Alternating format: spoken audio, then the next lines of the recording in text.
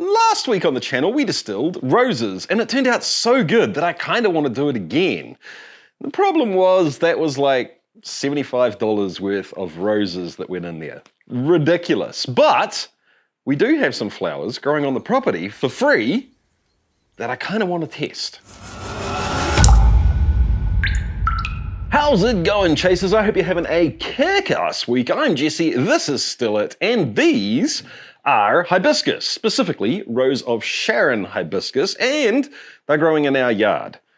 I think that these are a perfect candidate to try distilling. They are edible, they're not poisonous. I know I haven't sprayed anything on these, which a couple of kind people pointed out in the rose video.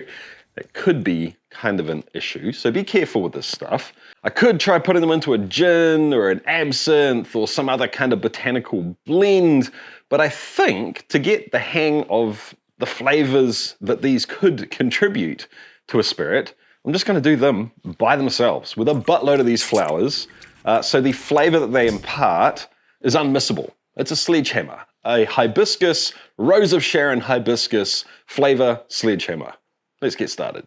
First of all, we are going in with some vodka. Specifically, that is the potato vodka again. It's maybe not specifically the kind of vodka I would use for this. I'd probably generally use more of a kind of silky, slightly fruity vodka. But let's get all of this hibiscus in here, shall we? And I'm taking the green stuff off. I don't know if that's a good idea. I want to test the petals mostly. If someone else has tried this and you think I'm making a bit of a mistake not putting more of the green foliage in there, let me know.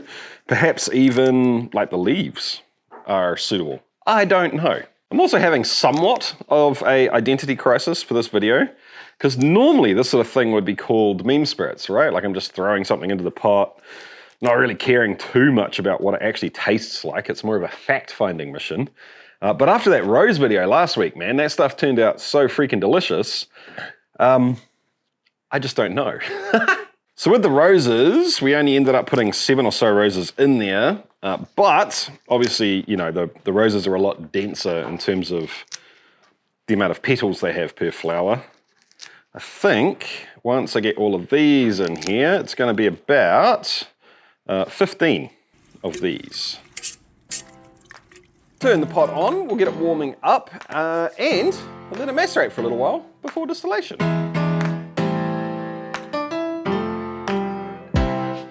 All right, we are up and running, and yes, wow, okay. We're definitely past the weird stuff. You know what, I'm just gonna collect into, no, that's fine.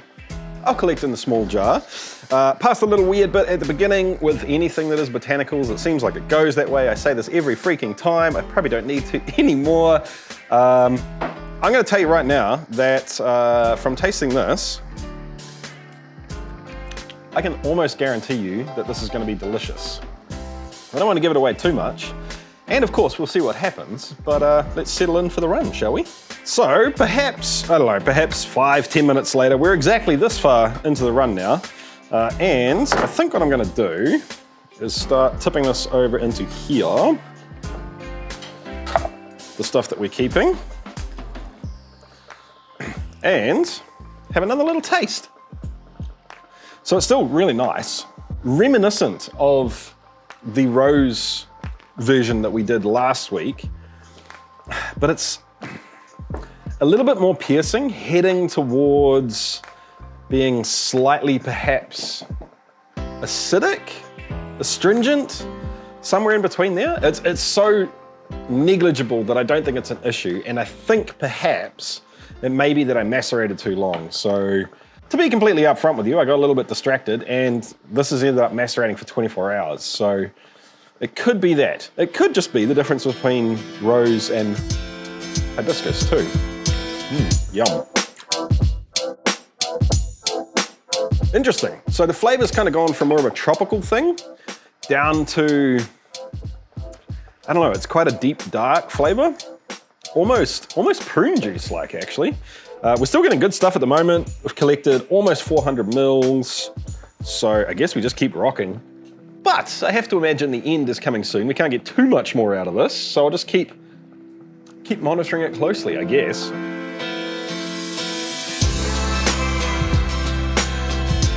I think we're pretty borderline right now. I've just switched this over again. I'm collecting into this because I don't know if I want any more of this. It's not dissimilar actually to tails in a grain whiskey, where you go from the more intense cereal flavors over to kind of wet dog, old, oxidized, just been sitting around for too long cereal flavors. It's kind of going from fruity and tropical over to not rotten fruit, but I don't know, there's something off about it. And I'm not quite sure if I've ever really experienced this with a botanical run, which is interesting, like a straight up off-flavor, tailsy kind of impression. The ABV's starting to drop too. It's kind of just getting weirder and weirder. So I am going to call it there. And we've ended up with a smidge under 500 mils. So it's all distilled. I have it proofed down to 52% ABV. Time for some tasting. And I thought I would bring the rose version from last week along to compare to in just a little bit. This is more what I was expecting from the rose distillation, in that it smells floral. It smells like flowers, funnily enough. Not potpourri-ish, not soapy, not like cleaning product flowers. It just smells like fresh flowers. But it has kind of an underlying, deeper, darker kind of flavor, almost like even more deep and dark than rose. Kind of down to prune juice, maybe figs even. And then on top of that, it also has a much more tropical kind of hint, like melon, like honeydew, and almost mango, something like that. It's still coming out to fight a little bit because I just proofed this down like 10 minutes ago, and I'm being lazy in this video because I have visitors coming and I'm trying to get ready for them. You will see more on that soon. But the flavor is very similar to the aroma. I'm not getting anything like specifically new or lacking from the aroma that I just described. My hunch is that this, compared to the rose, is a lot less plausible as a single botanical. It's not as robust, it's not as intense, the flavor's not that different from a vodka. I mean, it's definitely there, but it's more subtle, it's more nuanced than the rose.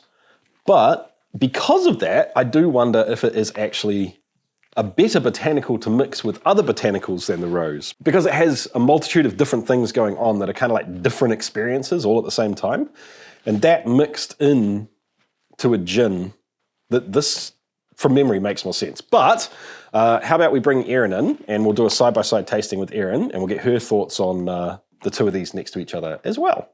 The rose that we distilled last week. Did it have, oh, it was just that. I thought it had color for a second. Oh, no, Weird. no, still clear. And this is pretty much exactly what we did with the roses, but the fresh hibiscus flower. The bush in our yard that our kids call the happy flowers. Happy flowers. I don't know why. Do you know why they call it that? They made it up. Well, one of them did. It's so sweet. I think of it every year. Kids being kids.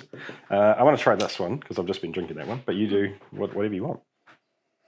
Keep it also really smells like it. So that's what I always say. It's similar, that's right? That's what I always say. Wow, the rose one's gone like a little bit funky. You reckon? Yeah, in a good way. It smells like the inside, like the mushy, wet part, middle of a rose. Really? Yeah, it's really nice. I don't get that. I just still get Ribena. Like wow. that. No, more like old roses that have been in the vase for sure, but not in a bad way. Mature roses. I like the rose. I know it's older though. This is like more generic. I don't know what. I think it's less. I was just saying this. I think it's way less intense, right? Way less intense. It just tastes like it's like florally. Vodka. Yeah, exactly, right? But it's also got like a more of a deep, dark, like prune juice or fig thing sitting under it. Yeah, like raisin. Yeah, like way down in those, like below berry and flower. And then above it, it has a more tropical thing as well. Almost like honeydew melon and mango. Like on the aroma. Yeah, like borderline mango. Really nice. I like it. Yeah. I like the rose one better. It's definitely more obviously not just vodka, right? Like this, so good. it tastes like juice. Yeah, It's really insane. does. Yeah. And it's still really good. Do we have the right type of hibiscus? Hibiscus to I mean, you can distill? use whatever hibiscus you want, really, and I'm sure you'd get different mileage with the others. So I was kind of, I don't know, my assessment is that if you're distilling a flower by itself, the rose is awesome. But I kind of wonder if this would lend itself more to being snuck into a gin, like as a subtle little tweak, you know, like to add complexity. It's just flowery. I would never pick any specific flower. It's just a flowery taste. This tastes and smells how I thought that was going to taste. Totally. Like, these are prettier to have in your garden and easier maintenance. yeah, I 100% agree on that. They're so beautiful. The roses are a pain. There you have it, guys. I guess it depends on what you're trying to do with it. If you're looking for something delicious just to drink by itself and have like as the star spirit in a cocktail, I'd go roses all day. Yeah, definitely. Yeah, but if you're looking for a botanical to tweak up something, add a little bit of florally, tropically pruniness to something, the Rose of Sharon. Rose of Sharon. Hi, Sharon's. Awesome. It's probably Sharon's watching. I have just remembered that way back in the day, like 6 years ago, one of the OG New Zealand home distillers sent me a care package, and I'm pretty sure he sent me dehydrated hibiscus in that package.